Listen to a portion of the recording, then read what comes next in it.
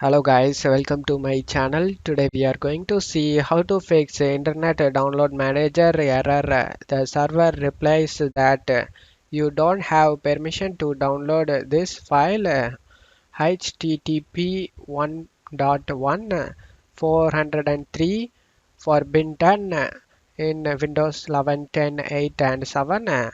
Let's fix it guys. You just need to click on this system tray and open the Internet Download Manager and then select help option and select about IDM. Select check for updates. This update has fixed this problem guys. As you can see, the error is shown in this list.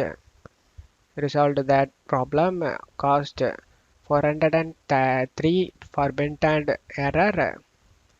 Click on the update now option and update it.